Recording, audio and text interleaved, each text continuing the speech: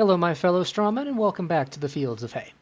Today's video is a bit different than my usual, although I plan to make more like it. I'm known on this channel for disagreeing very strongly with theists, but atheism is no monolith, and there are plenty who I disagree with, even if we're nominally on the same side of the debate. It's always a little easier to take criticism from those within your own circle, so it may be even more important to critique those who agree with me to make sure we're getting the details right.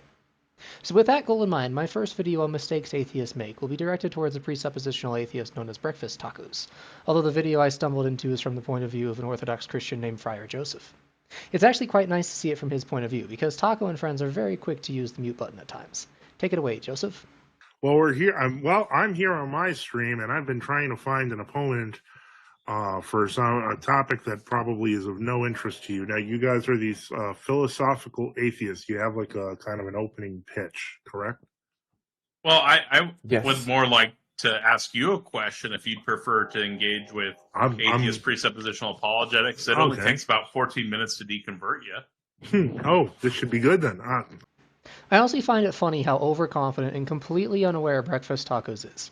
He thinks that by pointing out some presuppositional assertions, he can make Joseph realize something he's never realized his whole life, despite it being something which he's thought about a lot. I think the friar's reaction was appropriate. Now, unfortunately, since this is part of Taco's long stream, he has to run to the bathroom, so we get some interim arguments from his friends before we really get to the presuppositional meat. It's kind of hard to read their names. I think it says Leo Filius, so I'll just call him Leo. In the meantime, I'm an atheist. You can shoot questions my way. Okay. Why are you an atheist? Because I think that there is scant evidence for the existence of God, and I think that the evidence against the existence of God is enough to establish the likelihood of the claim God does not exist being true. This is by far the smartest response you'll hear in this video about what atheism is. The first half, that there is scant evidence for God, is a pretty good reason to be at least an agnostic atheist. But Leo wants to take the Gnostic stance, and says he has evidence in favor of that statement. So far, so good, as long as he can back up that evidence. I'm a bit skeptical, though. I know how to make an argument against God, but evidence is a different beast, and God's unfalsifiable nature makes it very difficult to find something conclusively against him. Can you give me some evidence against the existence of God? So I'm what's called a naturalist. I think the natural world is all that exists. I don't think that anything beyond the natural, like supernatural, preternatural, spiritual things, I take that none of that is real. Leo is going to continue with some reasons, so he's not presupping yet, but he's dangerously close. Personally, I don't take the stance that spiritual or supernatural things definitely don't exist. It's just that I have lots of evidence for natural things, so I believe they exist, and I'm still waiting on that evidence for the supernatural and the spiritual. I said earlier that it's hard to find conclusive evidence against God, and the supernatural is an even more general thing than God, so the challenge is greater still. And as to the preternatural, which was a word I had to go look up, I understand it to mean things which happen naturally but beyond human comprehension, and I absolutely think that exists. If I'm understanding the word right, most of the universe is preternatural. So let's hear those reasons, of which he has three. His first is the fact that science is extremely successful in lots of describing how the world works. I mean, okay, that's an appeal to successful populism. in how it describes reality. Yeah, that's an appeal to popularity. I disagree with Joseph's rebuttal because science is not based on what the most popular conclusion shows. It's based on what the evidence points to. And yes, there is a lot of trust that goes into the experts who determine what that evidence shows. I'm willing to give them that trust because their experience puts them in the best position to understand the evidence correctly, and because the scientific process is self-correcting, valuing scrutiny higher than dogma. But Leo's point is also bad. Why can't science just be our mechanism for coming to an understanding of the nature of God's creation? What does the accuracy of science have anything to do with the non-existence of God? I can account for the accuracy of science whether a God exists or not. By saying it's extremely successful to many, you are implying popularity. Leo didn't say too many, and by extremely successful he's referring to the fact that with the time and resources, anybody can go double-check the conclusions. If you don't believe in gravity, you can go run the Cavendish experiment yourself with some strings, some weights, a mirror, and a laser. It isn't about it being accurate to many. It's about the fact that reality behaves accurately to the descriptions of science. What about scientific discoveries made by theists? Are they also good and useful, even though they were made by theists? Of course they are. Well, that's strange because their presuppositions included supernatural explanations, whereas their scientific... Sure, but the science doesn't. Why did you sir me? Like, why are you getting indignant? Relax. I'm not getting indignant. just What got I'm saying is that, well, I didn't. But what I'm saying is that the people have certain theistic presuppositions, but the science that they do does not. Yeah, but there are also atheist scientists out there who presuppose no God exists, but the science they do doesn't. Science does not presuppose either God's existence or his non-existence, so Joseph is making a good point here. Leo is failing to point out how science is incompatible with God. He may be right that science is accurate about the nature of reality without presupposing a God, but that doesn't mean no God exists. Joseph correctly identifies this. So really, it's not a theistic or non-theistic. Well, what do you mean by it's not a theistic or a non-theistic? Because what you've effectively established is that science as methodology can be used whether in a theistic or atheistic Yeah, it can context. be used. Right. It can be used by anybody, regardless of their beliefs. That's the nature of science. Right, but you were presenting it as a counter-argument against theism, and I'm saying it's It is, because science doesn't show us that anything supernatural exists. This is the classic black swan fallacy. Absence of evidence is not evidence of absence. So while it's a good reason to fail to believe in the supernatural, it doesn't meet the burden of proof to show that the supernatural does not exist. This point continues a little longer, but nothing new gets said, so Joseph gets tired of the bad argument and moves to the next point. But what was your second thing? Because the first one is tiring me. The second one was the incongruence of religious beliefs across space and time. In other words, people disagreed with each other over time, history. Yeah, religious beliefs have been vastly different and have changed over space and time across regions and time periods. And this isn't expected given the claims of many of the largest religions today. Claims that God has some sort of desire to reveal himself to us through some truth that he gives us. This one I respect a little more than the first, because it's at least a problem for theism.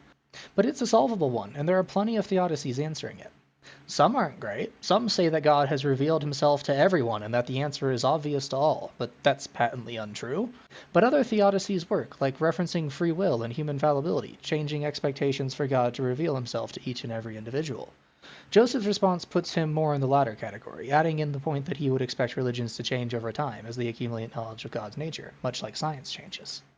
Yeah, but why would God give us a bunch of false narratives and incomplete information that we have to work through, and half the people get it wrong?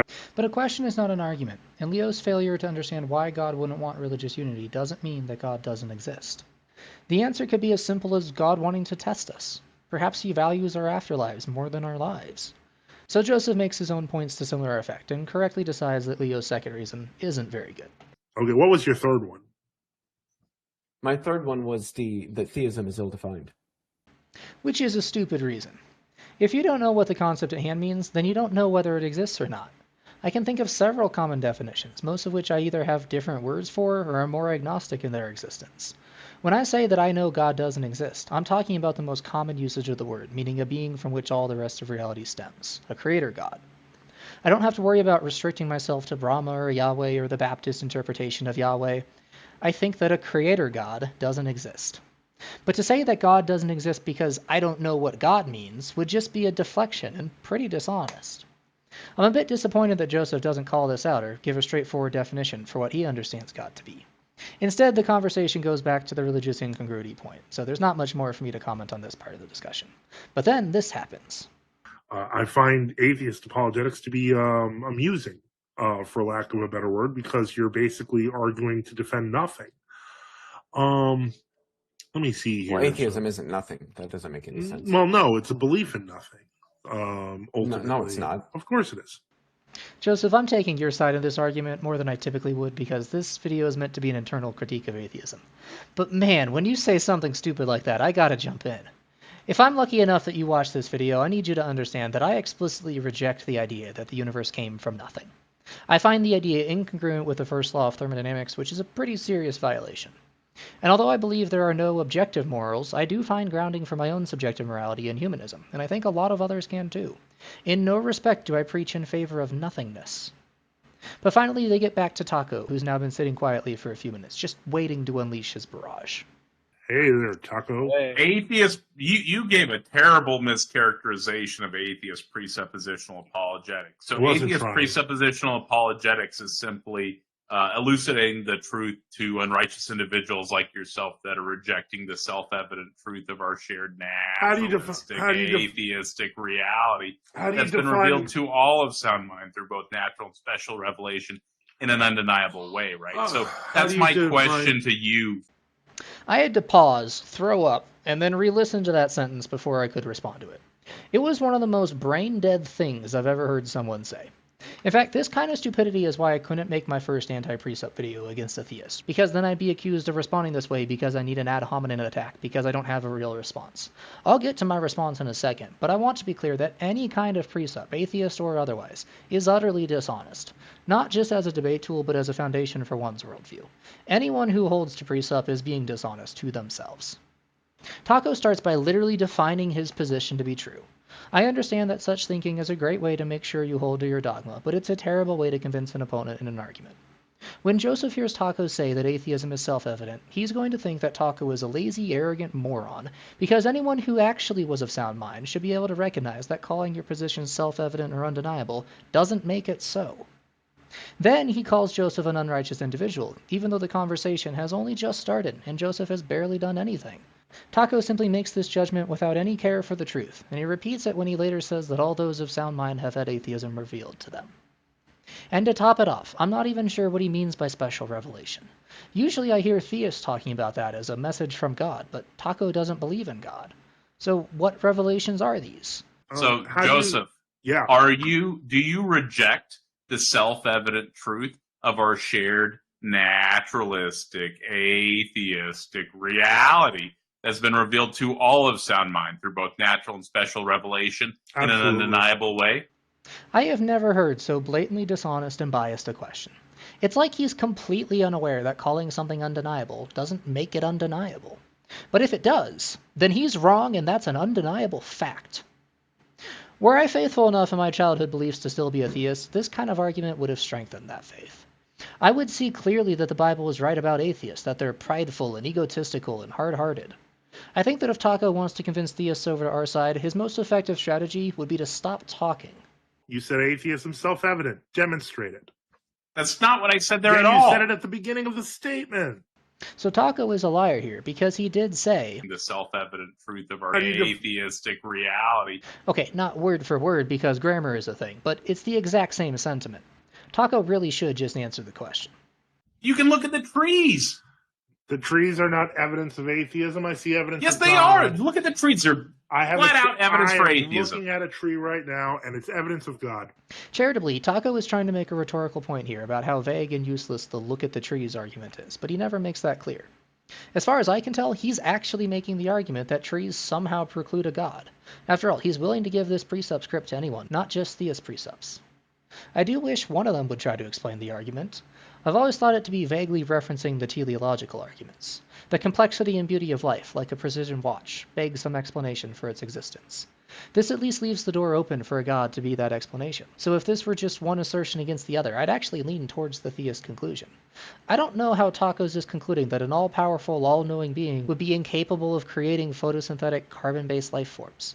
Certainly his unjustified assertions don't help his position. Now you know no gods exist. Welcome to atheism, brother. That's proof that God exists. I think the worst part about Taco's ego is that he doesn't realize that telling people what their beliefs are isn't enough to change their beliefs. I'm pretty sure most 6-year-olds have that figured out. So I know. What we want to hear about is this God monster that you saw. So tell us how you saw this God monster. You're unmuted. And you're going to respond directly to the question. I don't believe in a God tell us about this God monster. I believe in a God that judges all of us. No, tell us about this God monster you I'm not going to let you make comments about me, make statements about me. Tell us about this God monster you saw. I never said I saw a God monster. You're a liar. You said you experienced. Experienced God, not a God monster. That's a lie. Just for the record, this is what Joseph said earlier in one of the sections I cut out. I have personally witnessed God through my eyes. So Taco is a liar when he keeps adding the word monster. It's just another one of his dishonest tactics that bakes his preferred answer into the very question to make it impossible for Joseph to answer. Joseph has to try to explain why the question isn't valid, which Taco uses to pretend that Joseph is evading the question, when really he's the one evading asking a good question. No, what was God? Oh, I didn't see it. You just said you saw it. You contradicted yourself there. Joseph did say he saw God through his eyes. Perhaps he meant he saw God in a dream or a trance or with his mind's eye. It'd be nice if he clarifies, but I don't know if he'll be given a chance. You don't even have a foundation for morality or anything, and you're sitting here lying to me? Hey. Right now, it's more of a miscommunication than a lie, and yet Taco throws out the baseless accusation that Joseph has no moral foundation. I might disagree with Joseph's foundation, but I'm not stupid enough to think he doesn't have one whatsoever. And given that Taco has lied twice in this conversation already, he's now a hypocrite, my least favorite kind of idiot. But on a happier note, what do you guys think of me remixing this and trying to make some sort of intro music out of it? Hey. Hello, my fellow strawmen, and welcome back to the fields of... Hey. Calm down. I saw God as light personally. I've experienced God in many different ways. I know you may not like them. See, some clarification. Frankly, I still find it a little vague, but at least Joseph is trying. And with the hostile audience he has, I can't really blame him for not giving more detail. The trees show God's beauty. The grass shows. So the only reason you say that is because you aren't of sound mind. What's going on? In other words, you said you saw. If you think so, you said that you. So yes. So everybody that doesn't, everybody that believes in a God is not of sound mind. So for clarification. Wait. So you said that you saw. You're not going to overtalk me on my channel. So you think that you saw God as light. Everyone who thinks God is real is crazy. That was my statement. Yes. That's the stupidest thing I've ever heard. It is the stupidest thing Joseph's ever heard. Again with the baseless accusation, this time in the form of a defense mechanism whereby Taco thinks that anyone who disagrees with him is of unsound mind. It's exactly as stupid as when some theist says that all atheists are illogical and deny their own hearts. It poisons the well and demonstrates how little Taco is interested in having an honest conversation.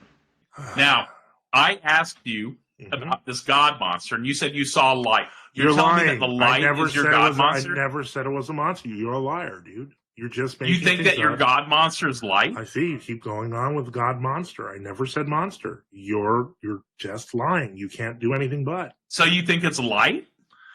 I think that God is more than light. But yeah, I think light is divine. But you saw light, and you think it's your God. I can understand Joseph's frustrations that Taco continues to add the word monster, but Taco does technically make one good point. Personal experience of light isn't enough to conclude that a God exists. I don't know why so many people think they can access objective truth through subjective experience. Maybe I'm just not understanding the experience Joseph had, but I don't know why any experience of light should convince someone that there is a personal God who created the universe. Seems like a leap to me. But we must end as unfortunately as we began, because Taco's mic cuts off just as he's finishing his question. Joseph never really answers the implications I just pointed out in Taco's question, instead just solidifying some earlier points before he realizes the technical issues. I'll leave it to the audience to decide if the mic cutting out was because Taco ran away. If there's one lesson I want my fellow atheists to take away from this video, people who argue in good faith put both options on the table and seriously weigh them to decide if there is any good reason to believe one or the other is true. Either at least one God exists, or none do. The discussion we're having is about the reasons to believe in one or the other, so to presuppose your conclusion ought to disqualify you from participating. Actually, maybe not disqualify, because I don't believe in censorship of any kind, but I do think people should mock precepts and refuse to take them seriously, no matter how much they whine about it. I don't care what side of the debate you're on, don't be a precept. Friar Joseph, if you happen to see this video, please don't let breakfast tacos represent atheism to you. Come talk to me. And the rest of you, go read a fucking book.